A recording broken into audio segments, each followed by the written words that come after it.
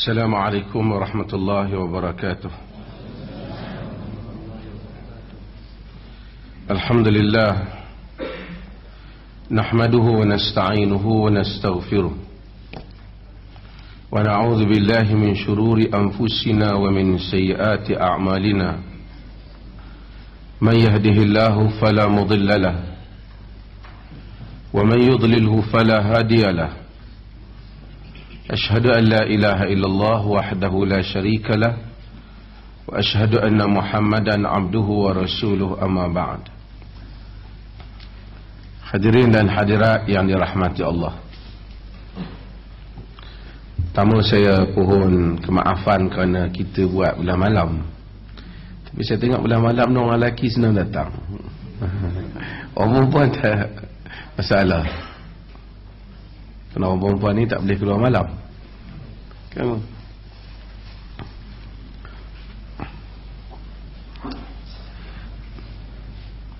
Kita sambung hadis yang berikut ni insya-Allah.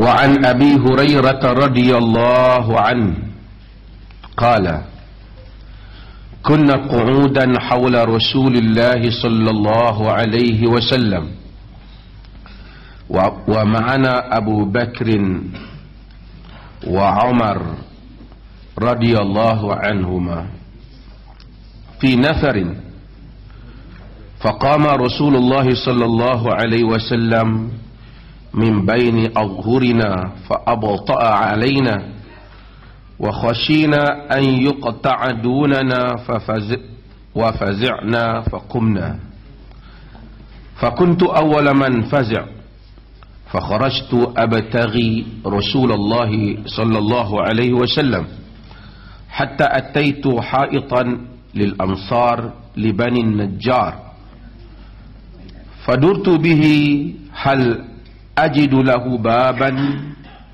فلم أجد فإذا ربيع يدخل في جوف حائط من بئر خارجة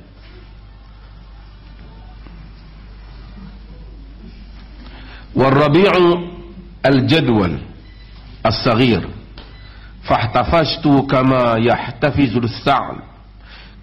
يحتفظ الثعلب فدخلت على رسول الله صلى الله عليه وسلم فقال أبو هريرة فقلت نعم يا رسول الله قال ما شأنك قلت كنت بين الظهرين فقمت فأبطأت علينا. نسخة saya ni salah. فقمت فأبطأت علينا فخشينا أن تقطع دوننا ففزعنا فكنت أول من فزع فأتيت هذا الحائط فاحتفرت كما يحتفظ الثعلب وهؤلاء الناس ورائي فقال يا أبا هريرة وأعطاني عليه فقال اذهب بنعلي هاتين فمن لقيت من وراء هذا الحائط يشهد أن لا إله إلا الله مستيقنا بها قلبه فبشره بالجنة وذكر الحديث بطوله رواه مسلم. Hadis ni sebenarnya satu hadis yang lebih panjang daripada apa yang Al-Imam An-Nawawi sebut di sini. Kerana Al-Imam An-Nawawi rahimahullah dia hanya nak ambil beberapa potongan perkataan yang ada kaitan dengan bab yang beliau bahaskan. Cuma kita akan bacakan hadis ni dan syarahkan makna hadis ni. Daripada Abi Hurairah radhiyallahu anhu. Abu Hurairah radhiyallahu an kita dah sebut minal mukatsirin, sahabat yang banyak meriwayatkan hadis. Banyaknya Abu Hurairah meriwayatkan hadis ni sehingga menjadi isu di dalam ilmu hadis, khususnya golongan Syiah yang anggap bahawasanya Abu Hurairah ni mungkin tambah ataupun memang dia tahu Abu Hurairah bohong. Abu Hurairah, hadis-hadis dia seperti mana yang telah kita sebut sebelum ni, tak semua hadis Abu Hurairah ni Bahkan mungkin banyak daripada ahli Abu Hurairah ni, Abu Hurairah tak dengar sendiri daripada Nabi. Sebab Abu Hurairah ni masuk Islam lewat. Jadi dia mungkin dengar daripada sahabat yang lain. Jadi kalau dia sebut qala Rasulullah, kemungkinan hanya dia ambil daripada sahabat lain. Cuma macam saya sebut, dia tak mention nama sahabat tu. Boleh untuk rawi yang sahabat. Rawi yang bukan sahabat tak boleh buat benda ni. Sebabnya macam kita dah sebut sebelum ni, kerana sahabat walaupun siapa pun yang dia sembunyikan namanya, semuanya dianggap adil di segi riwayat. Maksudnya kalaupun kita tak tahu siapa yang Abu Hurairah ambil tu, tapi orang yang kita tak tahu tu kita confirm dia di kalangan sahabat Nabi, dengan itu maka tak jadi masalah. Tapi kalau bukan sahabat yang buat, tak boleh. Kerana kemungkinan mereka ambil sesama mereka, dan selain daripada sahabat tidak pasti sama ada dia itu trusted ataupun tak, reliable ataupun tak, thiqah, dia dapat dipercayai, dapat dibergantung kepada riwayat dia ataupun tidak. Bab ini kita selalu sebut nama marasilus sahabah. Cuma Abu Hurairah kadang-kadang ada satu dua isu yang timbul di kalangan ulama hadis, ialah Abu Hurairah ni dia juga mendengar riwayat-riwayat daripada satu orang yang bernama Ka'abul Ahbar. Ka'abul Ahbar adalah satu orang Yahudi yang masuk Islam. Ka'ab ni okeylah, dia dari segi peribadinya tak ada masalah lah, satu orang Muslim lah. Cumanya Ka'ab ni dia banyak, oleh kerana dia dulu orang pendeta atau alim Yahudi, banyak ada dalam kepala Ka'ab ni riwayat-riwayat Yahudi, cerita-cerita Yahudi. Oleh kerana Abu Hurairah kadang-kala mai dengar, kerana orang Arab ni dulunya mereka bukan macam bangsa, mereka bukan macam Yahudi ataupun Kristian, yang mana mereka ada warisan ilmu daripada kitab-kitab lama. Mereka baru nak diintroduce kepada ilmu secara bertulis. So dia orang ni berminat untuk seeking knowledge, nak tahu apa benda yang mereka tak tahu sebelum ni. Yahudi ada banyak maklumat. Maklumat Yahudi ni sebahagiannya boleh pakai, sebahagian besar tak boleh pakai. Dia tokok tambah atas cerita, macam saya selalu sebut. Sini saya ulang saja untuk ingat. Dia tokok tambah atas cerita. Dia dengar cerita Nabi Yusuf AS dengan saudara dia, Akhil Yusuf. Dia tak kata nama dia Bunyamin. Quran tak bagi tahu. Dia dengar cerita Nabi, ada wanita Imratul Aziz yang menggoda Nabi Yusuf. Dia kata namanya Zulaikha. Tapi nama tu, setakat dia tambah nama tu, boleh jadilah juga nama tu. Kemungkinan. Pasal benda tu mungkin telah disebut di dalam buku-buku Yahudi. Tapi kadang-kadang cerita tu dia menjadi panjang sikit. Nabi Yusuf tu pula, lepas pada tu Zulaikha tu pergi kahwin pula dengan Nabi Yusuf tu. Hak tu ditambah. Itu yang menyebabkan orang Melayu buat apa? Kata-kata doa, satukan hati seperti satukan Yusuf dan Zulaikha. Sebenarnya tidak ada apa-apa riwayat yang sahih daripada Al-Quran dan Sunnah dalam hal itu, melainkan tokok tambah daripada Yahudi semata-mata. Pasal Zulaikha ni, kalau nama dikatakan namanya Zulaikha lah, dia adalah isteri kepada menteri tu. Macam mana yang dipergi kahwin dengan Yusuf tu pula, katanya selepas pada tu Zulaikha tu kemudian Nabi Yusuf jumpa lama, kemudian dah tua dah, kemudian macam mana pula baca doa jadi muda balik, lepas tu macam-macam lah Israeliat. Kemudian masuk dalam kad kenduri Melayu liat, jadi dia je.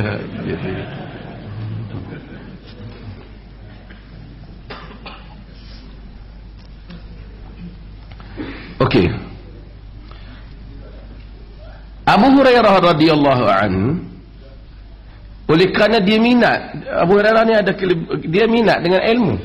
Sama kes dia juga dengan dengan Ibnu Abbas radhiyallahu anhuma, oleh kerana dia minat dengan ilmu, dia masuk Islam lewat, tapi dia memang tak tinggal, jarang tinggal majlis Nabi sallallahu alaihi wasallam. Dia jarang tinggal majlis Nabi sallallahu alaihi wasallam.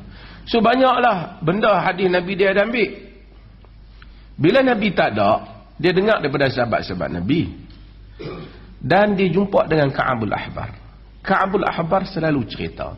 So dia petik banyak cerita-cerita Ka'abul Ahbar. Kemudian dia pula cerita kepada anak murid dia hadis-hadis Nabi. Kadang-kadang dia tak sebut benda tu Nabi kata, tapi dia cerita, termasuk yang dia cerita tu cerita-cerita yang dia ambil daripada Ka'abul Ahbar. Lalu sebahagian anak murid dia telah silap menyebut qala Rasulullah kata. Sebenarnya Rasulullah bukan daripada Rasulullah. Abu Hurairah ambil daripada Ka'ab. Walau bagaimanapun ahli-ahli hadis telah bahas panjang bab ini dalam nak membezakan beberapa riwayat yang dilihat sebagai mempunyai masalah untuk ditafsirkan sebagai daripada Nabi sallallahu alaihi wasallam. Ada sampai bab dah kita akan bahas. Kata dia, kunna qu'udan haula Rasulillah sallallahu alaihi wasallam. Kami duduk di keliling Nabi, di keliling Rasulullah sallallahu alaihi wasallam. Wa ma'ana Abu Bakrin wa Umar radhiyallahu anhuma. Bersama dengan kami Abu Bakar dan Umar. Kira majlis ni majlis besar lah juga, ataupun majlis ni majlis istimewa lah juga. Bukanlah pada zaman Nabi dan majlis VIP ke apa. Tapi bila Nabi ada, Abu Bakar ada, Umar ada, artinya semua orang penting dalam masyarakat Madinah tu ada lah. Dan Ibnu Abbas radhiyallahu an, dia cerita masa dia tengok Sayyidina Umar dah kena tikam. Sayyidina Umar ini kita tahu dia kena tikam ketika sedang salat. Sehingga dia kemudian beberapa tempoh kemudian dia meninggal. Dia kena tikam. Masa lepas kena tikam tu hidup lagi. Dia sempat lagi, dia solat tu dia sempat lagi tanya siapa bunuh dia. Pada solat fajar, solat subuh. Orang belakang tak tahu. Subhanallah, subhanallah, ingat tu imam berhenti. Kata Umar, akalani kalb, anjing gigit aku. Kemudian dia lari, Abu Lu'lu'ah tu dia tertikam diri dia sendiri. Tapi Umar bin Khattab radhiyallahu an, kemudian setelah dia ambil tempoh, kemudian dia nak wafat. Kita selalu cerita tentang Umar bin Khattab bagaimana dia wafat. Kata Ibn Abbas, apabila wudi'a Umar bin Khattab ala sariri, diletakkan Umar bin Khattab di atas katil dia, orang ramai pun pakat ramai tengok jenazah Umar. Wa yad'una wa yusalluna, so doa, orang salat berdoa kepada Umar bin Khattab qabla an yurfa', sebelum diangkat jenazah Umar. Wa ana fihim, kata Ibn Abbas, aku pun duk tengok. Tiba-tiba aku rasa ada satu orang main pegang belakang aku. Aku tengok dia, Ali bin Abi Talib. Ali bin Abi Talib radhiyallahu anhu. Kata Ali bin Abi Talib, ma khallafta ahadan ahabba ilayya an alqallah bimithli amalihi mink. Wahai Umar, kau tak tinggalkan satu orang pun yang mana aku lebih suka, yang aku suka. Kau tidak tinggalkan satu orang pun yang mana aku suka untuk jumpa Allah seperti amalan dia melebihi engkau. Maksud tak ada orang lah bila kau mati ni yang aku suka amalan aku macam dia bila jumpa Allah. Macam siapa? Kata Ali, kalau aku nak jumpa Allah, aku mau seperti amalanmu. Wa aimullah, demi Allah, kata Ali, in kuntu la'adhun an yaj'alaka Allah ma'a sahibaik, Aku memang daripada awal rasa Allah akan jadikan kau duduk dengan dua orang sahabatmu. Siapa dah? Nabi dan Abu Bakar. Kubur mereka akan sekali. Kerana dia kata, wahasibtu kuntu kathiran asma'.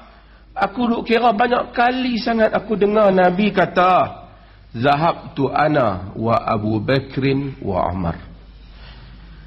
Dakhaltu ana wa Abu Bakrin wa Umar.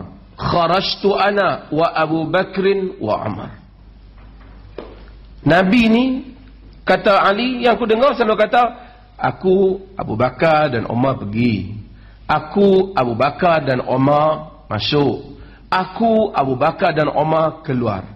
Maka aku pun yakin bahawasanya kamu akan duduk tiga-tiga sama. Rapatnya tiga ni. Yang Syiah tak tahan ni. Syiah kata dua orang ni dilaknat. Na'udzubillah.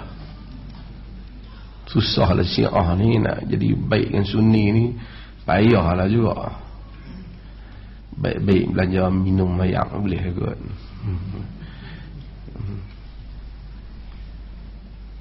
Kerana Allah pun takdir demikian. Tiga-tiga tu di situ. Tiga-tiga tu di situ. Ini contoh yang terbaik. Dan kita pun kena anggap ini contoh yang terbaik. Tak ada lah lebih baik. Saya ada orang apa ni ada baca hadis, da' ma yaribuka ila ma la yaribuka. Tinggal apa yang kau syak, kau was-was kepada apa yang kau tak was-was, apa yang kau tak yakin, raib, apa yang kau rasa tak pasti, kepada apa yang kau pasti. Jalan orang lain kita tak pasti, tapi jalan tiga orang ni pasti tak? Pasti. Tak usah bahas panjang lah, buat keluar kitab tebal-tebal, simple. Nabi wafat, Abu Bakar wafat, Umar wafat. Adakah daripada buat kenuri malam 3, malam 7 ke? Tak ada. Ada orang kata ada boleh buat. Sebenarnya ada ulama sahabat ada di Yaman kata, Habib tu kata, dia kata, tapi tiga jalan, tiga orang ni tak pernah buat. Dia pun lebih baik lagi. Sahabat lebih sayang lagi pada Umar eh. Tapi ikut Ali kata ni, hampa malam ni tak buat kenuri apa kan, mati ni. Umar ni, kita orang sayang ni. Tak buat. Mai satu orang tak ada lah. Ini ada satu Habib, kitab mana ujung dunia ada. Orang keluar mai 3 baris, dia habak kata ada. Ini semua, siapa nak tulis, tulislah. Tapi Nabi kata, da' ma yaribuka ila ma la yaribuka. Tinggal apa yang kau ragu kepada apa yang kau tak ragu. Habak mai kot satu ketika, tiga-tiga orang ni, kot pernah buat. Osman pun tak buat, Ali pun tak buat. Tapi yang ni tiga-tiga ni, dia are the best. Tak ada dah, kalau orang kata tiga-tiga ni tak buat, mereka tiga ni tak buat kemana. Kacau. Yang tu kita pun salah. Sabarlah Syekh, kita ikutlah jalan dah lah. Tak apalah, kita buatlah. Kena. Tapi tiga ni tak buat. Kerana tiga-tiga ni lebih faham Nabi SAW. Maka kita kena tengok macam mana mereka mati, macam mana mereka uruskan jenazah, macam mana mereka solat.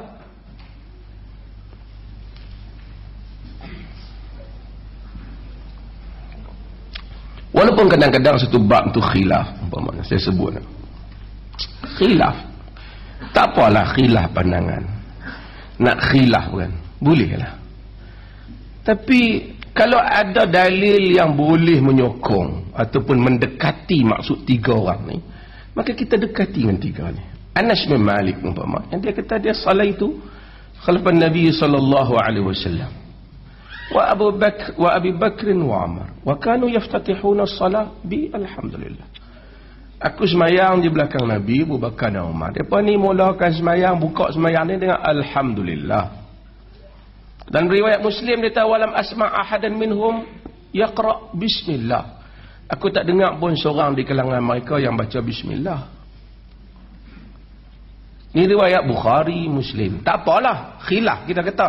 Ada ulama bagi pandangan ni, tapi kita rasa Anas yang selalu sama dengan Nabi ni, riwayat dia kita rasa macam selesa. Walaupun ada di kalangan rawi seperti Humaid seumpamanya meriwayatkan lain daripada itu. Tetapi anak-anak murid Anas seperti Isa' bin Abdullah, Thabit Al-Bunani, Ayub As-Sakhtiyani, Al-Hasan Al-Basri, Muhammad bin Sirin, Muhammad bin Nuh, Malik bin Dinar, orang ini telah meriwayatkan daripada Anas bin Malik dengan riwayat yang sama. Demikian juga Hamad bin Abi Sulaiman. Mereka riwayat, anak-anak murid Anas riwayat benda ni. Walaupun ada orang lain sebut, tapi tak apa. Tapi kita rasa senang. Kerana apa? Kerana ada. Saya tahu masalah tu khilaf. Tak bukan isu usul dalam agama. Kata dia, fi nafarin, bersama dengan satu kumpulan. Faqama Rasulullah min baina adhurina fa abta'a alaina. Nabi duduk-duduk, Nabi bangkit, Nabi bangun. Kemudian fa'abta'a alaina, Nabi lama tak datang. Lambat. Bati maksudnya lambat. Dah Syekh Amin duduk sana. Nabi SAW lambat. Fa khashina an yuqta'a dunana fa fazi'na fa qumna. Kami pun bimbang, takut sekiranya Nabi ni terhalang kerana apa-apa. Wa fazi'na faqumna. Wa fazi'na ni boleh banyak makna. Kami pun nak pergi bangun tengok, ataupun kami rasa terkejut, lalu kami bangun. Rasa bimbang, raw', lalu kami bangun. Fa kuntu awwala man fazi' fa kharajtu abtaghi Rasulullah. Aku orang yang paling awal sekali yang bangkit ni. Kemudian aku pun pergi keluar mencari Rasulullah sallallahu alaihi wasallam. Hatta ataitu haitan lil ansar li Bani Najjar, sehingga aku datang kepada satu hait, satu kebun Bani Najjar, kebun orang Ansar daripada Bani Najjar. Ingatlah hadis yang lepas Nabi masuk mana? Ingatlah hadis yang lepas kebun kan? Hadis ni pun Nabi suka tempat-tempat ni kan, hijau kan, dan sebab tu memelihara kebun ini semua termasuk dalam benda yang disukai oleh Nabi SAW. Fadurtu bihi hal ajidu lahu baban. Aku pun pusing, ada pintu tak nak masuk? Dia tak nampak pintu. Yang hari tu siapa dia? Hari tu dia jumpa pintu tak? Hari ni dia Abu Hurairah cari tak jumpa pintu. Nabi masuk ke mana?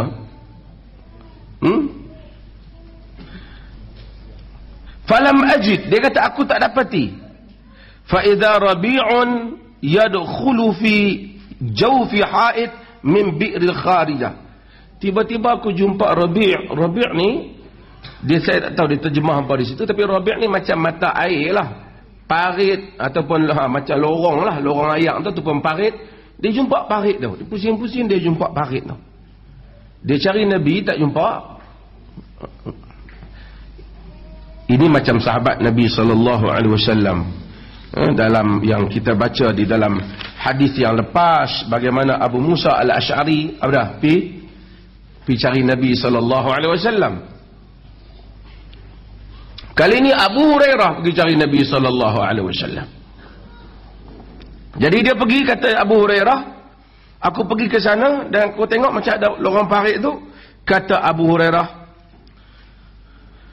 fahtafaztu kama yahtafidhu tha'lab fadakhaltu ala Rasulillah.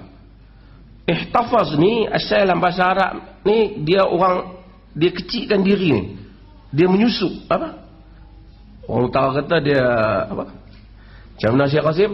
Apa orang utara kata? Bila kita kecilkan badan kita, lubang macam dia kecil, kita kecil lubang badan kita, kita nak masuk dulu. Orang panggil apa?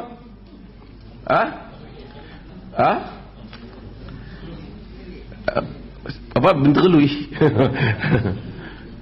Apa tu Anipah? Tak ada. Tak ada. Tapi maksud dia mengecilkan badan dia lah. Macam pencuri dia cari lubang kan. Dia tengok lubang tingkap kecil tu, dia agak boleh masuk, dia menyusup masuk ke dalam tu. Jadi kata Abu Hurairah, aku tengok lubang parit tu, lubang air tu, lalu aku kecilkan badanku macam dengan musang tu, aku masuk dalam tu. Menyeronok.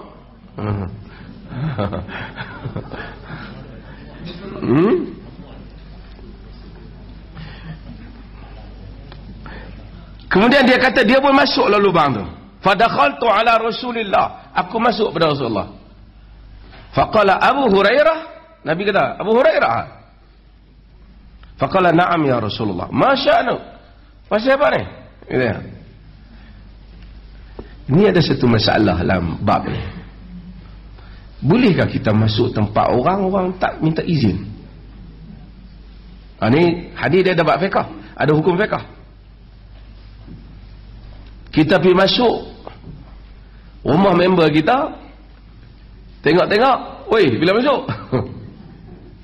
Duduk so, siap dengan duk makan nasi ke? Boleh ke tak? Pasal Abu Hurairah ni masuk tak minta izin kat Nabi. Sedangkan kita ada hadis yang mana ada orang nak mata, Nabi nak jolok mata dia. Nabi kata innamastizan min ajil basar. Sesungguhnya izin tu kerana nak jaga mata. Para fuqaha bahas, jumhur ulama-ulama salaf dan ulama-ulama khalaf, mereka bersetuju menyatakan bahawa seseorang boleh masuk ke rumah kawan ataupun orang lain jika dia yakin orang berkenaan memang izinkan dia. Jika dia yakin.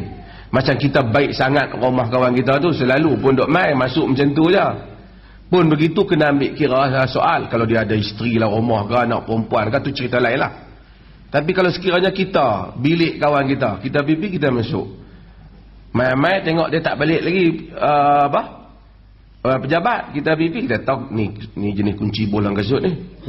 Kita pun pergi ketuk-ketuk kasut tu, ambil kunci, masuklah rumah. Dia balik-balik, bila sampai dia pun. Tapi kalau kita kali pertama kali masuk-masuk, pencuri masuk rumah, so kita nak kena tahu tahap dia dan kita. Kalau dia tu memang kalau kita mai pada tahap masuk lah, tunggu ke bawah, maka itu tak apa. So Abu Hurairah ni dengan Nabi, pasal Nabi pun tak marah kat dia, pasal dia tahu Nabi tak marah, dan dia tahu Nabi masuk ke situ. Kemudian dia tahu keadaan Nabi SAW. Kalau keadaan orang tersingkap aurat dan seumpamanya, kita tak boleh masuk lah. Tak boleh lah kita tiba-tiba pergi masuk dalam bilik ayat orang. Aku duduk biasa lah, tak minta izin. Tak boleh macam tu. Faqultu na'am ya Rasulullah. Qala ma sya'nu. Nabi tanya apa, siapa? Qultu kunta baina zahraina faqumta fa'abta'ta alayya. Tadi Rasulullah duduk dengan kami, kemudian Rasulullah bangun, kemudian Rasulullah tak datang lambat. Jadi kami pun risaulah fa khashina an tuqta'a dunana. Kami pun bimbang Rasulullah ni dihalang. Jadi fa fazi'na fa kuntu awwala man faza'. Lalu kami pun bangun cari, dan aku orang yang awal untuk pergi cari Nabi. Fazi' ni saya terkejutlah. Kami orang yang awal rasa ambil tindakan untuk memastikan Nabi SAW di mana. Fa'ataitu hadzal ha'id. Aku pun datang di kebun ini. Fatafartu kama yahtafizu sa'd. Lalu aku pun masuk, menyeronok masuk macam mana musang masuk. Wa haula innasu warai danu. Ramai lagi kawan-kawan tu duk ikut aku kat belakang. Dia kata. Faqala ya Abu Hurairah wa a'tani na'laihi. Nabi kata, wahai Abu Hurairah, kemana masa Nabi kata tu, Nabi ambil kasut Nabi. Na'lai ni dia selipar Nabi lah. Nabi ambil dua selipar Nabi ni, Nabi bagi kepada Abu Hurairah. Saya dah minat dengan selipar ni kan. Faqala idhhab bi na'layya hatain. Nabi kata, pilah dengan pergi bawa dua selipar aku ni. Faman laqita min wara'i hadzal ha'id. Siapa-siapa yang kau jumpa di sebalik belakang kebun ni, yang nak datang ni, yashhadu an la ilaha illallah mustayqinan biha qalbuhu, yang menyaksikan, yashhadu ni maksudnya saksi, Dia bear witness. Dia menyaksikan, dia yakin. Orang dulu dia terjemah tu bahasa Sanskrit. Aku naik saksi. Jadi setengah orang tu tak faham, heran sikit macam mana naik saksi. Saksi ni macam lembu, bukan macam apa. Maksudnya aku bersaksi lah dalam bahasa ni. Kan? Bahasa, kadang-kadang orang ni dia tanya kita dalam bahasa lama Melayu. Kita tak belajar bahasa lama Melayu. Kita belajar agama dalam bahasa Arab. So nak terjemah dalam Melayu, dia kenapa orang Melayu kata, oh ya tak tahu orang pasal apa orang Melayu kata. Kan kita ambil hak teks Arab lah. Sebab tu dia keistimewaan Quran dibandingkan dengan Bible dan seumpamanya. Quran ni dia ada teks yang original dalam Arab tu. Hak terjemahan tu macam-macam terjemahan mungkin ada. Terjemahan tu bukan hujah. Yang hujahnya hak Arab tu. Tapi dia tak macam Bible. Kalau Bible dia banyak version. Kerana hak asal tu tak ada. Jadi yang tak ada ni Bible King James ke apa, semua ni terjemahan. Tapi teks Quran dia beza. Quran hak asal tu ada. Syiah ke apa bala ke berbeza macam mana penafsiran kan, tapi tang Quran tu satu. Cuma tafsiran tu saja kadang-kadang mereka berbeza ataupun kadang-kadang mereka ada andaian-andaian tersendiri. Okey. Nabi kita bawa dengan dua kasut kuning, jumpa siapa saja yang jumpa yang menyaksikan la ilaha illallah mustaiqinan dengan yakin dalam qalbuhu, dalam jantung hatinya, fabashshirhu bil jannah, bagi khabar gembira kepada dia dengan syurga. Hari itu Nabi masuk dalam kebun pun Nabi bagi khabar gembira dengan syurga. Jadi ini pun Nabi bagi khabar gembira dengan syurga. Nabi kata siapa yang kau jumpa yang menyaksikan ini, bagi khabar gembira dengan syurga. Menyaksikan dengan yakin la ilaha illallah, bagi khabar gembira dengan syurga. Sesiapa ni man laqita ni, siapa yang kau jumpa ni, sahabat hak nak mai tu lah. Hak Abu Hurairah kata apa? Yang depa duk ikut aku ni. Itu kita kena faham konteks. Hadis ni sebenarnya panjang lagi. Cuma Imam Nawawi ni dia potong tekat ni. Dia sambung dia lagi. Orang yang pertama dia jumpa ialah Umar bin Khattab. Dia tunjuk kasut dia, kasut Nabi SAW. Kasut ni adalah satu pelambangan je ni. Pelambangan bahawasanya Nabi ni, Nabi buat satu tanda. Apabila kita nak bagi satu mesej kepada orang lain nak bukti adakah benar kau ni wakil ataupun tak, maka cap mohor dia bawa. So Nabi kadang-kadang bagi satu benda, kadang-kadang Nabi bagi kasut. Bila Nabi bagi kasut, nak tunjuk ni kasut Nabi, menunjukkan apa yang aku nak bagi tahu kat kau ni benar-benar daripada Nabi, kerana ni tanda dia, itu maksud dia. Jadi ini adalah tanda. Kadang-kadang Nabi bagi satu benda supaya sesuatu orang tahu bahawasanya orang yang bercakap tu memang mewakili Nabi, sebab ada barang Nabi kat dia. Ada barang Nabi SAW kat dia. Okey. Orang yang pertama dia jumpa ialah Umar bin Khattab. Saya sikit saja sambung sedikit dalam hadis ni. Orang yang pertama dia jumpa ialah Umar bin Khattab. Bila dia jumpa Umar bin Khattab, dia hadap kat Sayyidina Umar. Man qala la ilaha illallah mustaiqinan fi qalbihi dakhala jannah, masuk syurga. Umar dengar tu ambil, dia kata, dengar siapa yang kata ni? Dia kata ni, dia kata aku wakil Nabi dia. Umar pun dia kata fadaraba ala sadyai, kata tepuk dia kat dada. Terjatuh Abu Hurairah. Abu Hurairah bangun. Aku cakap betul ni. Kata siapa cakap? Dia tahu Rasulullah kata, ni tengok kasut, tak nampak kasut ni? Ni slipper ni. Dia pun bangun, dia pergi jumpa Nabi SAW. Dia menangis. Nabi tanya, siapa wahai Hurairah? Dia kata, aku bagi tahu betul-betul ke Umar, dia tepuk dada aku. Umar ni dia tinggi. Kata ahli siar, kalau dia berjalan, dia nampak macam duduk atas kenderaan. Tinggi. Sebab tu bila dia tawaf, Nabi tak bagi dia berebut untuk cium Hajar al-Aswad. Aku tidak nanya orang lain. Jadi dia tepuk. Taklah kata sampai kawan tu tak bernafas dah. Dia tepuk cara orang kuat. Dan kita tak boleh, saya nak bagi faham. Kita kena faham konteks hadis lah. Konteks ta'amul ni, konteks muamalah ni diikut keadaan. Pada zaman itu, benda macam tu dia tak jadi satu buah mulut. Kot satu kampung tu cerita tengok apa, Umar lebih tumbuk Abu Hurairah. Dah. Benda ni biasa. Kerana begitulah kehidupan orang zaman tu. Setakat kena sikit-sikit tu tak ada masalah apa. Orang kita ni kena luka sini tu, Allah, anakku kena 3 jahit. Tak ada apa, dia buat 3 jahit. Tangan tercabut pun tak ada. Pasal zaman berubah. So konteksnya, sebab tu kita nak kena tengok. Bila Umar bin Khattab dia ada durak, dia pukul kena ada orang. Dia khalifah. Konteks dia tu. Bila khalifah yang buat hal tu, dia tak ada siapa buat komplain.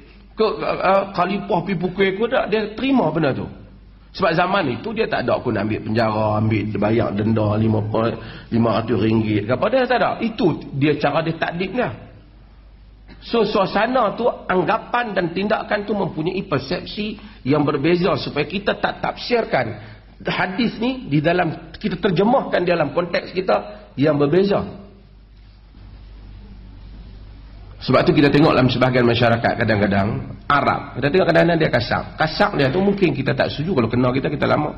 Tapi sama dia mungkin okey. Sama dia mungkin settle tentu je. Kan, orang Melayu bukan kata buat keluar suara, renjit mata 6 bulan tak cakap. Jadi dia ada keadaan yang berbeza. Jadi Nabi Umar tepuk dia, dia pergi mengadu pada Nabi sallallahu alaihi wasallam. Dia kata, Abu Hurairah, Umar kata, kenapa? Ma hamalaka ala ma fa'alta ya Umar. Nabi kata, apa yang menyebabkan kau buat macam tu wahai Umar? Kata Umar bin Khattab radhiyallahu an, dia kata, dia bagi tahu dia, aku bagi tahu. Dia kata, wahai Rasulullah, akhsha an yaqilan nas 'alayha. An yaqilan nasu 'alayha. Aku bimbang orang duk pakai perkataan tu. Khalihim ya'malun, biar orang beramal. Kerana nanti orang tak faham. Dia la ilaha illallah pasal Nabi kata dengan penuh yakin. Natijah daripada keyakinan itu manusia akan beramal, berpegang, berjihad kerananya. Tapi nanti orang salah faham. Nabi pendengar Umar kata, Nabi kata khalihim. Kalau macam tu biarlah. Nabi setuju dengan Umar. Nabi SAW setuju dengan Umar bin Khattab radhiyallahu anhu. Sebab nak faham konteks ni penting. Dalam hadis lain diriwayatkan oleh Al-Imam Al-Bukhari, juga riwayat Imam Muslim, Nabi SAW keluar duduk dengan sahabat ni. Keluar duduk, sahabat sembang. Nabi keluar. Nabi kata, uridan alayya al-umam.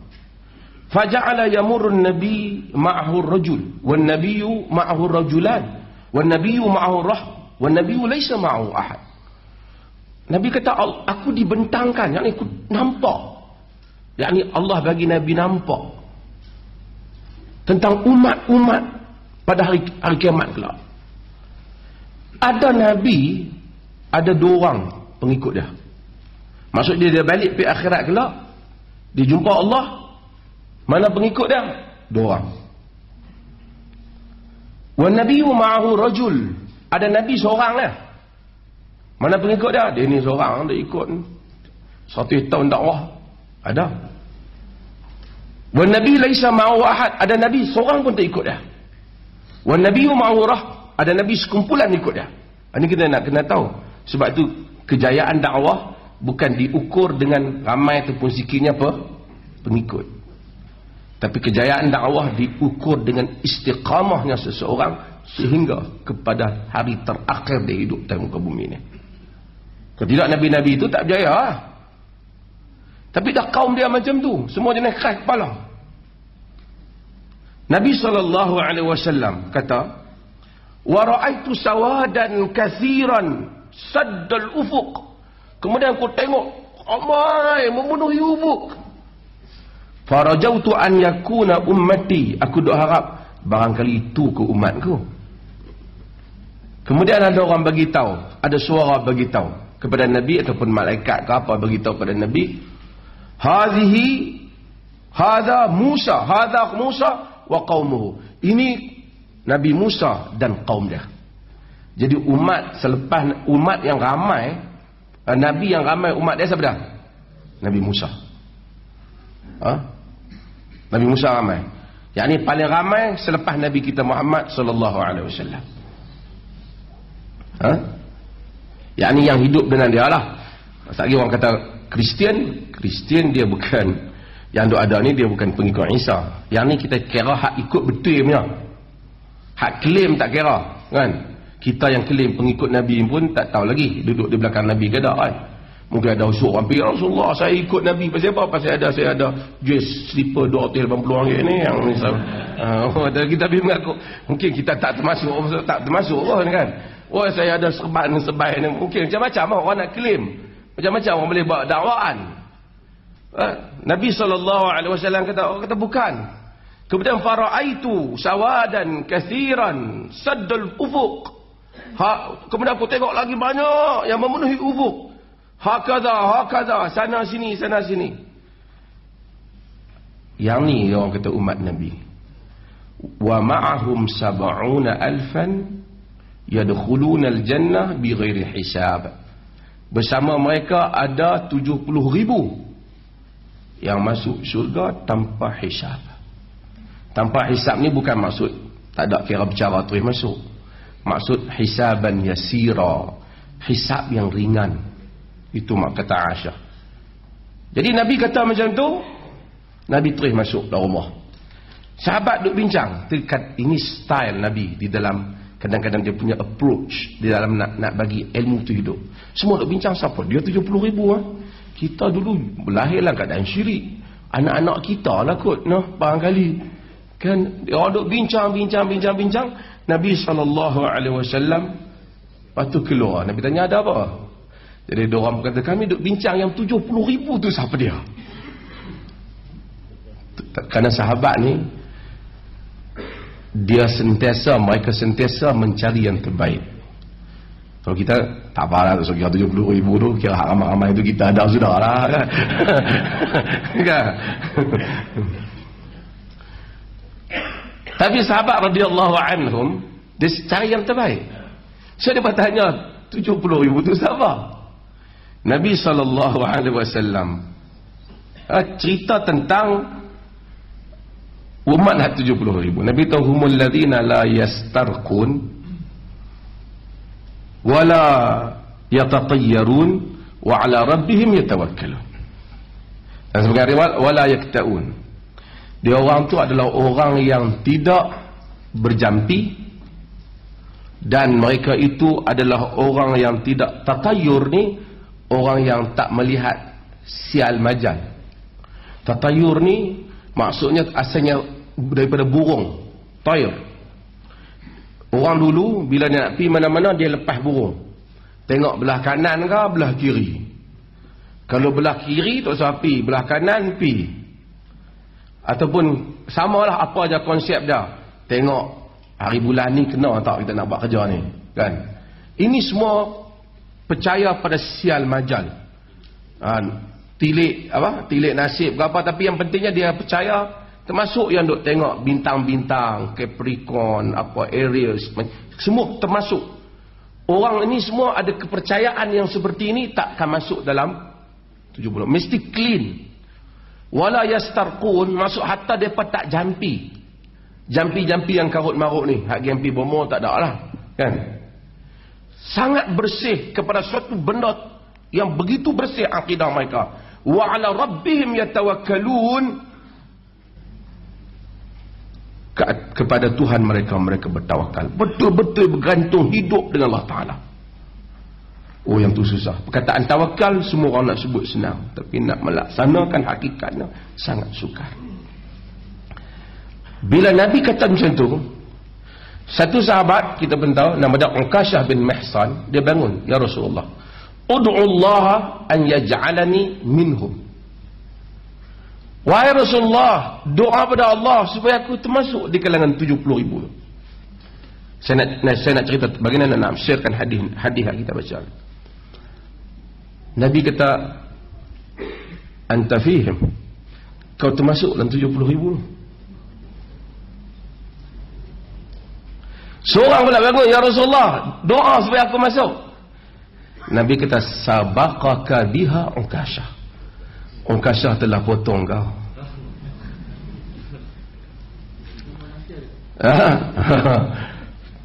Ukasyah telah memotong kau, maksud Ukasyah telah mendahuluimu. Sebenarnya boleh tak Nabi, apa salahnya satu lagi seat kosong bagi, kan? Kalau tak boleh bagi menteri pun bagi timbalan, kan? Apa salahnya Nabi minta, Nabi kata kau jadi kena doa Nabi mustajab. Tapi tak, Nabi kata begitu, Nabi tak kata kat dia, hang sebenarnya tak layak. Nabi tak kata. Tak, dia sahabat, dia mungkin ahli syurga, dia mungkin masuk dalam bab lain. Tapi Nabi gunakan satu perkataan yang lebih elok untuk dia. Sabaqaka biha Ukasyah. Ukasyah telah mendahuluimu. Maksudnya Nabi doakan Ukasyah supaya masuk dalam 70,000 tu, kerana Ukasyah tu memang layak. Dan ini untuk kita faham, bila orang yang layak satu orang mendapat hidayah Allah kerana dia memang layak mendapat hidayah Allah. Satu orang disesatkan oleh Allah kerana dia memang layak untuk disesatkan. Maka semua makna ni, doa-doa Nabi SAW, fabashiru, kabar gembira, ini mempunyai konteksnya untuk kita faham bagaimana hal itu berlaku. Wallahu a'lam. Kita pada sesi jawab soalan. Boleh cukup lah kot. Satu hadis kan malam-malam ni.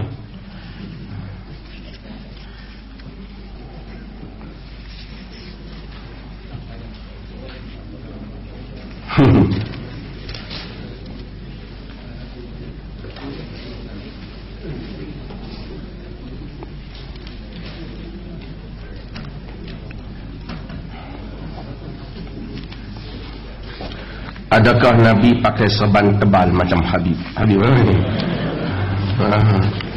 Selendang hijau di bau. Ulama-ulama hadis secara umumnya menyebut bahawasanya hadis-hadis yang menggalakkan pakai serban, maksud galakkan tauli Nabi untuk pakai serban, tidak ada yang sahih. Qaul ini maksud galakkan perkataan. Berbeli Nabi kata pakailah serban kerana malaikat berserban. Semua hadis itu tidak sahih. Ada hadis ta'ammamu fa innal malaikata ta'ammama, pakailah serban kerana malaikat pakai serban. Semua tak sahih.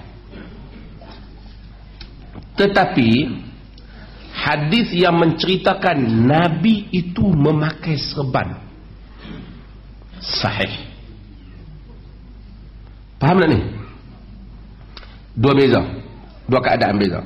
Hadis yang kata Nabi suruh orang pakai serban kerana dapat pahala sekian-sekian, pakai serban pahala dia 70,000 daripada orang tak pakai serban, semua tak sahih. Tapi hadis yang menceritakan Nabi tu pakai serban sahih. Kerana hadis ni dia perkataan juga dia perbuatan. Jadi Nabi, antaranya hadis ketika Nabi masuk buka kota Mekah, dia pakai serban hitam atas kepala dia. Atas kepala baginda sallallahu alaihi wasallam yang mulia. Baginda pakai serban. So Nabi sallallahu alaihi wasallam pakai serban. Cuma para ulama bahas tentang serban ni termasuk di dalam sunnah diniyah ke ataupun sunnah jibiliyah.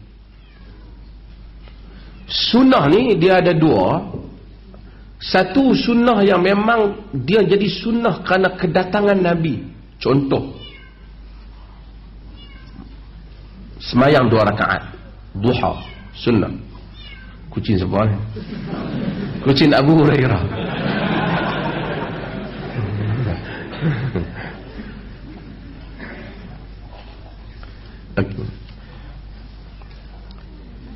Contoh lain, sunnah makan dengan tangan kanan. Makan bismillah. Ni sunnah. Sunnah ni orang Arab tak tahu ni. Melainkan dengan kedatangan Nabi sallallahu alaihi wasallam. Okey. Tapi makan sarid. Sarid ni ada kuah, ada daging, ada roti. Nabi kata afdalut ta'am sarid. Makanan hak paling bagus sarid. Hak tu lah dalam masyarakat. Adakah ia sunnah ataupun itu kerana memang makanan orang Arab? Termasuk hal ni, pakai jubah, makan kambing,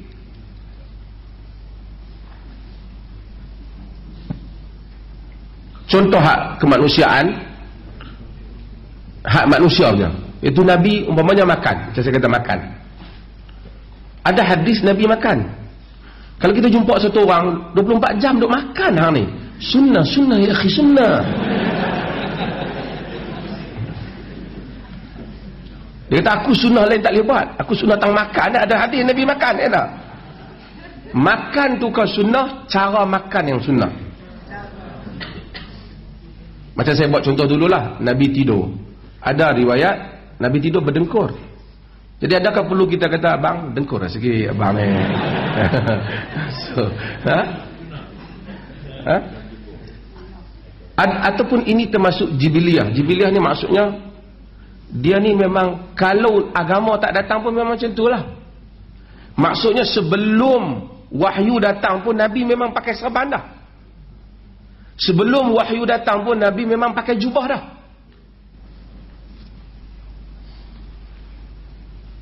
Jadi dengan itu sebahagian para ulama mengklasifikasikan ini sebagai jibiliyah. Jibiliyah ni tak ada pahala khusus untuk benda tu. Cumanya kalau kita buat tu hubban lin Nabi, sayang pada Nabi, dapat pahala sayanglah kat Nabi.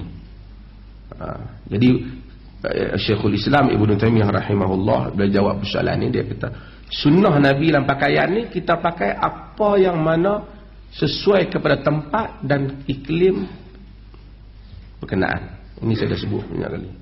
Sebab tu Nabi bukan nak pakai jubah haram kan. Nabi juga pernah pakai jubah Rom bila dia hadiah pada dia, cuma dia orang bagi tu sempit tangan dia, tak, dalam riwayat Bukhari dia tak pakai. Pakaian Yaman orang bagi kepada Nabi sallallahu alaihi wasallam. Dan masa nak perang Nabi pakai baju besi. Kan macam saya kata dia pakai baju besi. Kita bimbang pula lepas ni pakai ceramah semua pakai baju besi.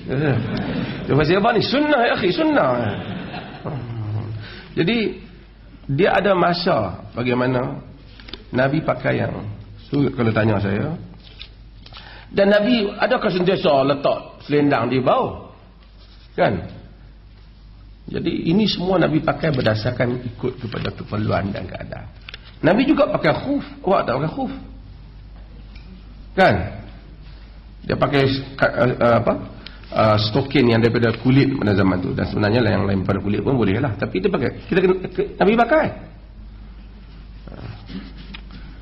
Cuma yang paling tak sunnahnya pi buat kasut tu, pi habang kata kasut ni kalau pakai tak masuk neraka, segala amalan akan diterima, akan dapat syafaat Nabi. Tu dia berapa belah dia punya tu. Yang tu hal tu paling tipu sekali lah.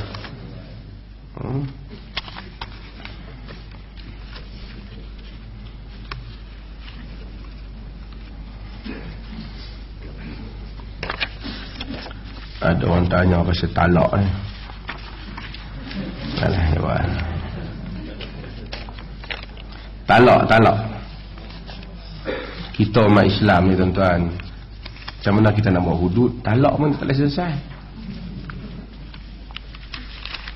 Cuma saya nak bagi faham kecenderungan agama dia begini. Seorang tu Muslim, saya nak bagi faham keadaan. Seorang tu Muslim, kemudian ada andaian orang kata dia murtad. Kita kira asal. Dia panggil al-yaqin la yazulu bisyak. Yakin tidak hilang dengan syak. Kalau boleh kita mesti kekalkan sehingga orang dapat bukti bahawasanya dia keluar agama. Satu orang punya perkahwinan sah. sehingga ada satu keyakinan yang setaraf dengan sah yang asal tu untuk membatalkan sah yang asal. Tuan-tuan faham maksud saya? Perkahwinan tu sah sehingga kita tak boleh andai tak sah kot, macam tak apa nak sah, sedangkan dia dah sah, macam talak lah, macam terbatal. Nak batalkan yang telah sah, yang pasti sah, mesti dengan pembatalan yang setaraf ataupun yang lebih baik daripadanya. Itu kaedah dalam apa benda. Sebab tu bila Nabi SAW, bila kita semayang, kita salat, tiba-tiba kita rasa macam sesuatu dalam perut kita, Nabi tafala yang sarif hatta yajidarihan atau yasma'a sautan. Jangan berhenti semayang sehingga dia mendengar bau, dia bau ataupun dia mendengar bunyi. Maksud sehingga you confirm, kata memang telah terbatal semayang. Kalau setakat batal tak batal? Batal. Tak batal. Sebab dia kaedah. Saya nak buat contoh ni pasal nak, bukan tak mau bahas kisah pasal apalah, saya nak bagi mudah. Okey. Fuqaha ada perbezaan pendapat, tapi kalau dah tanya saya dah sebut benda ni di tempat lain, tapi nak jelas. Satu orang, ni kena faham betul-betul, tentu kena follow, kena faham. Satu orang, dia katalah dia janji, ambil contoh ekstrim lah. Satu orang isap dadah, na'udzubillah. Bukan isap siap-siap, isap dadah ni, drug. Pasal orang kata makan dadah. Lain, makan dadah tu maksudnya makan siap-siap.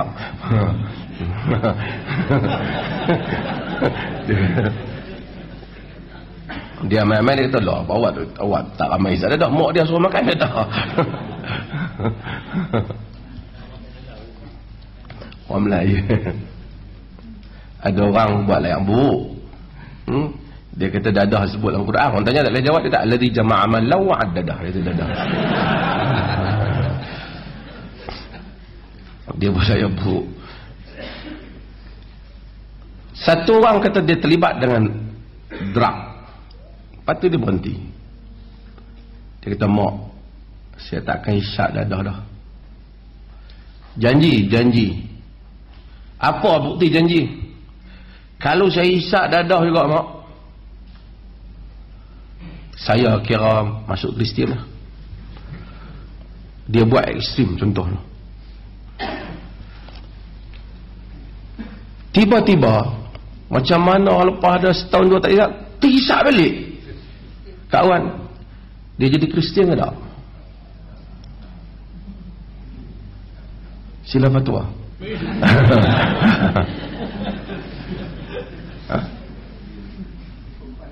Ha?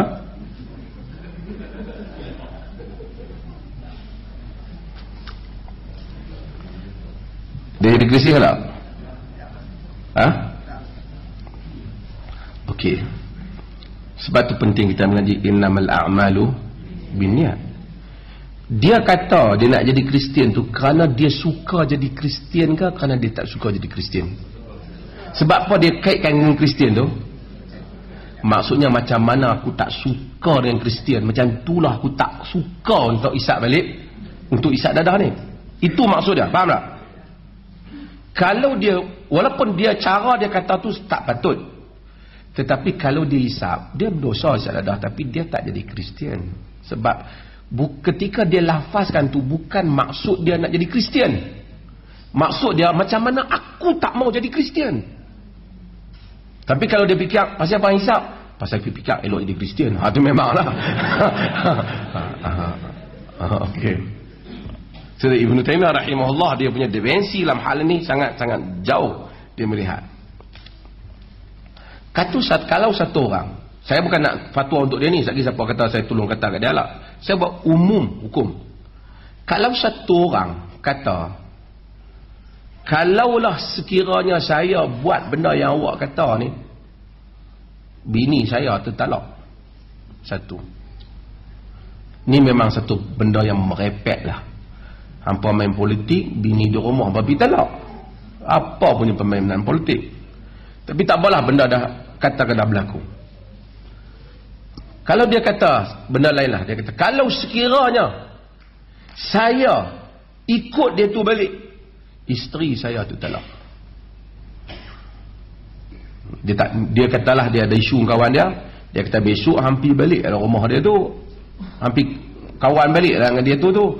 Saya takkan pergi dah. Kalau saya pergi balik, bini saya tertalak. Tiba-tiba dia pergi balik. Talak ke tak? Oh, jam.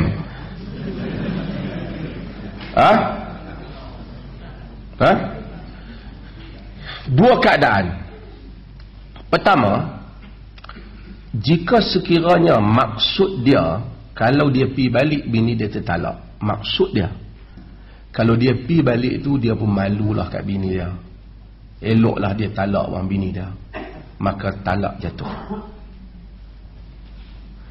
Tapi kalau maksud dia, dia tak mau pergi balik, macam mana dia tak mau talak bini dia, sebagai satu amaran ataupun satu janji dia yang menunjukkan dia tak akan pergi balik, maka pada pandangan Syekhul Islam Ibn Taymiyah rahimahullah, talak ini tak jatuh. Saya tak tahulah ada apa buat tu, saya tak patuh untuk dia. Saya nak bagi tuan-tuan faham untuk konteks yang nak nampak. Faham tak? Tuan faham? Faham tak ni? Keduk? Faham. Tak kata faham, orang sebelah kata faham. Faham lah. Faham tak? Faham, okey. Okey. Saya buat contoh yang berikutnya. Ni pasal bab rumah tangga ni. Tuan-tuan kira hak parti tu kita cerita hak kita lah. Parti ni memang pening.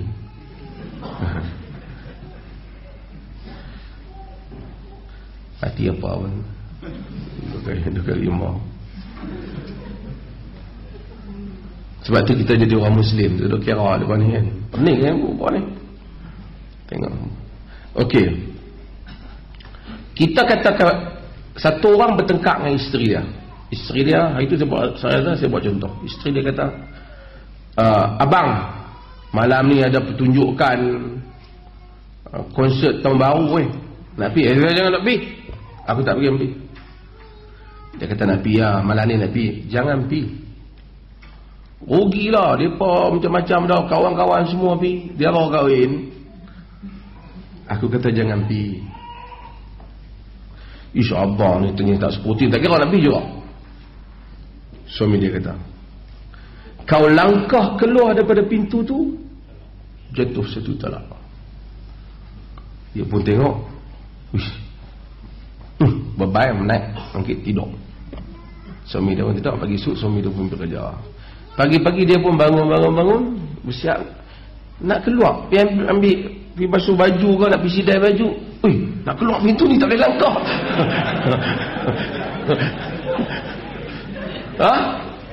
Tiba-tiba dia terlangkah pintu tu, jatuh talak ke tak? Saya buat itu. Dia kata dah, kalau keluar langkah pintu ni, jatuh satu talak. Malam tadi dia kata pasal nak berkonsert. So konteksnya sama juga dengan benda macam ni. Kalau saya buat macam tu, jatuh satu talak, tengok dalam konteks apa dia kata. Saya bukan bela parti-parti ke apa, saya tak mau. Tapi kalau dia maksudkan dalam konteks keadaan itu, seperti itu, parti yang seperti itu, suasana yang seperti itu, kalau dia keluar jatuh. Tapi bila suasana tu berubah, adakah hukumnya sama? Tak sama. Faham maksudnya?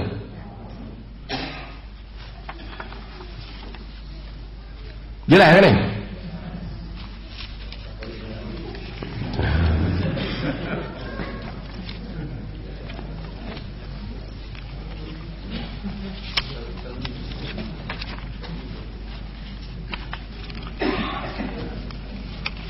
Banyak soalan ulang ni saya tak jawab ni. Yang dia jawab tak nak jawab.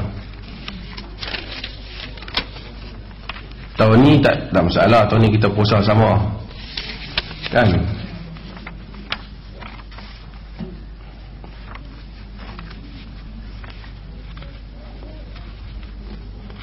Sembelihan orang-orang Nasrani Arab tidak masalah, dan jika kamu mendengar dia menyembelih atas nama selain Allah, maka janganlah makan. Maka jika kamu tidak mendengar, halah sembelihannya. Ya, ada Ahlul Kitab boleh makan sembelihan Ahlul Kitab. Kristian dan Yahudi, sembelihan mereka boleh makan. Cumanya melainkan kita confirm dia tu nama je Kristian tapi dia sembelih atas nama apa agama lain ke, kita tak boleh. Tapi kalau dia satu orang Kristian, praktis Kristian, satu orang yang mengamalkan Kristian, maka dia adalah satu makanan dia, sembelihan dia boleh makan.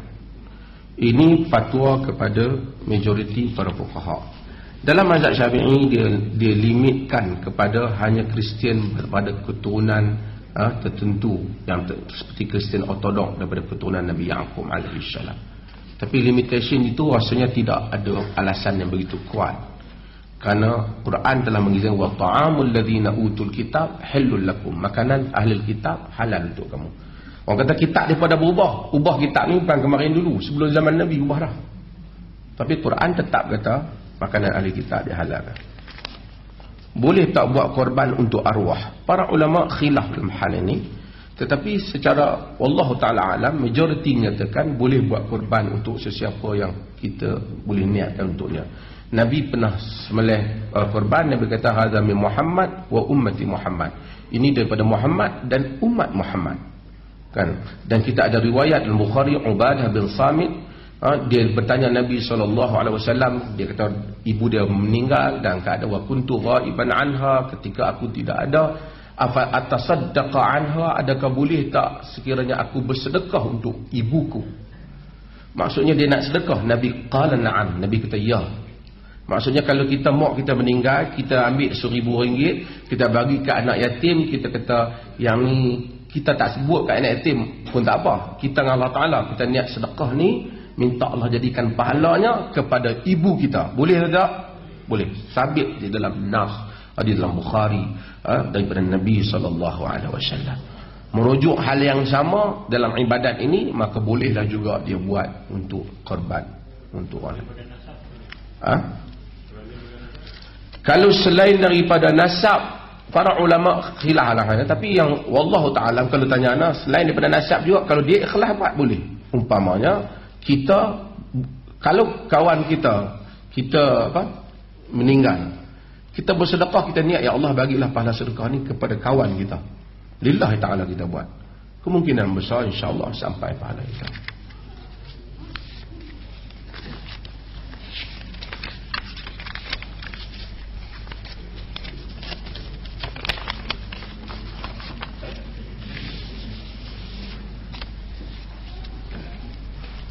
Terjemahan Quran apa?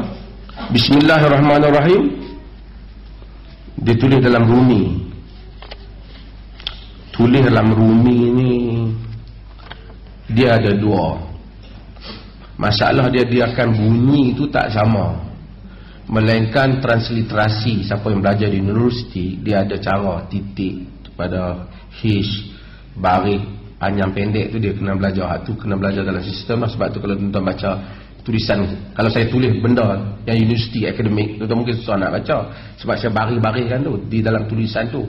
Sebab kita Bismillahirrahmanirrahim kan, tapi dia tak kata Bismillahirrahmanirrahim.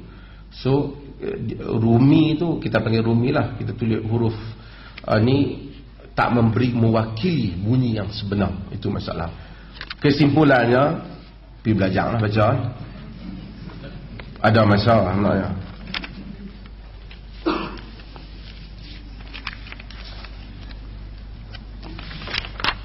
Cerita sedikit story Nabi lain dalam Quran. Sampai bulan depan 2 tahun ni tak habis agak-agak padat lah soalan. Kalau ya pun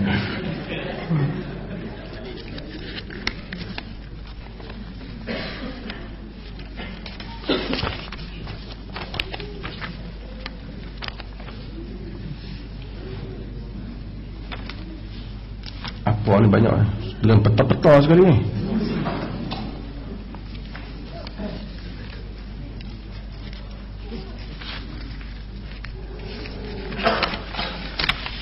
Payahlah peta ni tak faham ni. Contoh puasa saranan buat ibadat banyak, realiti insan kerja masa habis, apa ni?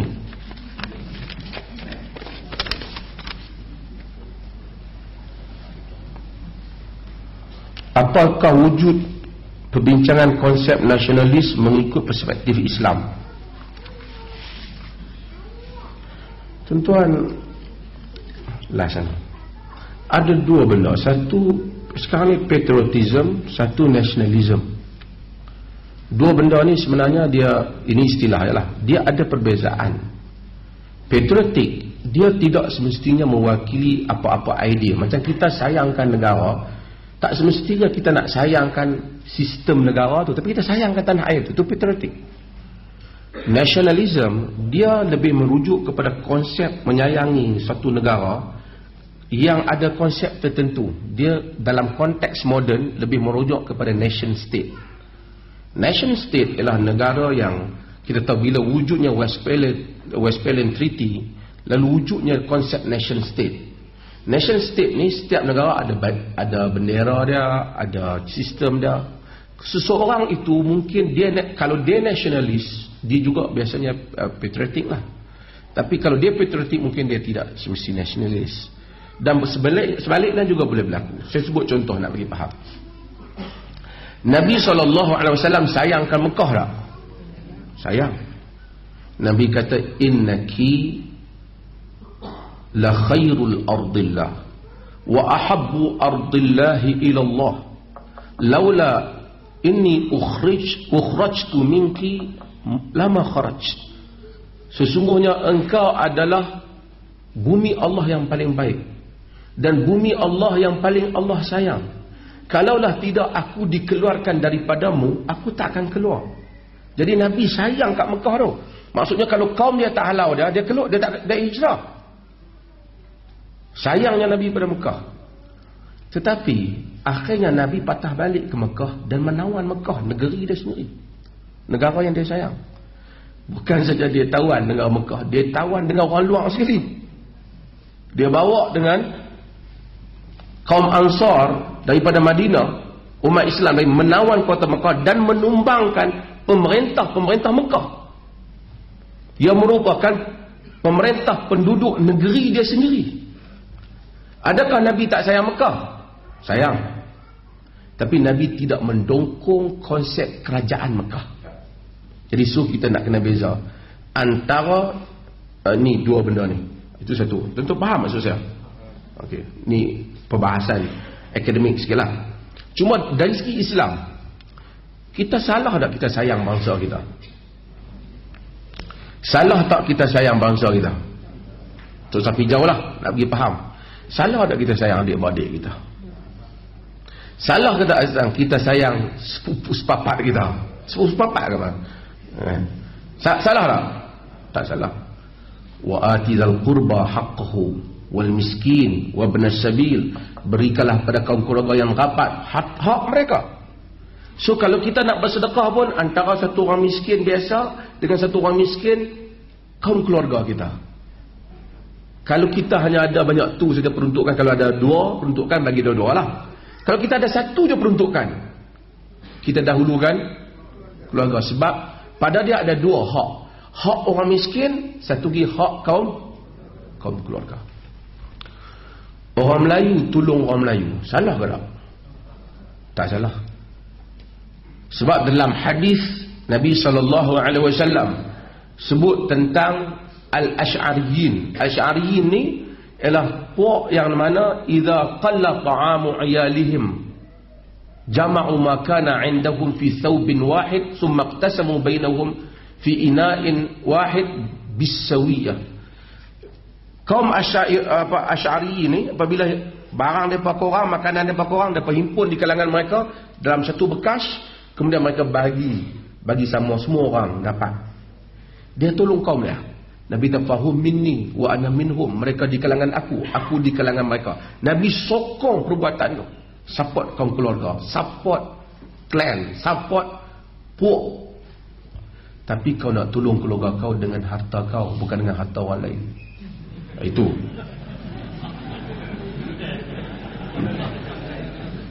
Faham tak? So, sayang keluarga tak apa, tolong adik-beradik kau. Tapi kau nak tolong adik-beradik kau, harta kau. Tapi kalau kau pergi ambil harta negara, kau tolong adik-beradik kau, kau salah. Kerana kau tak amanah. Nak tolong tak apa. Kita pun, orang Melayu tolong orang Melayu. Biasa, Cina pun tolong orang Cina. Tapi kita tolong dengan harta kita. Kita tak boleh jadi Robin Hood. Ambil harta orang, pergi bubuh kat orang lain. Tak ada, dalam agama tak ada macam tu. Jadi kalau nak tolong, buat kata, sidik sigaraga. Jika kau mau bagi zakat, harta kau, bukan harta aku. Dia tanya, apa yang kau buat ni Abdul Wahab? Anak nak mau bayar zakat, ya nak? Kau mau bayar zakat, harta kau, bukan harta aku. Jadi kau nak tolong orang, kau nak derma apa? Harta kau, bukan nak tahu dengan harta orang.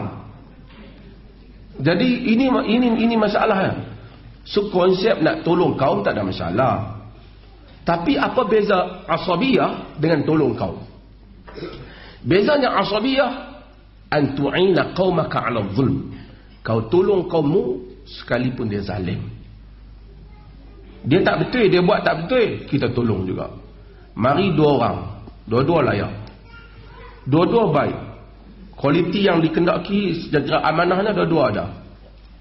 Hak A lebih baik pada B, tapi kita bagi kat B walaupun dia kurang layak sebab dia adik-beradik kita.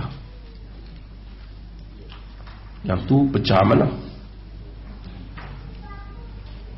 Tapi kalau kita nak bagi juga kat B ni, kita pergi ambil hak bank kita, bagi ke dah. Jangan kita pergi ambil hak bank orang lain. Hak dia amanah pada kita, bagi ke dah. Konsep itu betul. Allah. Ada soalan lisan, tak ada? Saya minta tuan-tuan semua tolong doakan. Mudahan saya insyaAllah besok ke Mekah untuk saudara Syarif lah. Syarif. Dan sahabat-sahabat yang lain juga ke Mekah. Mudah-mudahan Allah Ta'ala rahmati kita. Ada satu soalan orang menentang. Bagaimana untuk menegur seorang bapa supaya berlaku adil terhadap kedua-dua isterinya?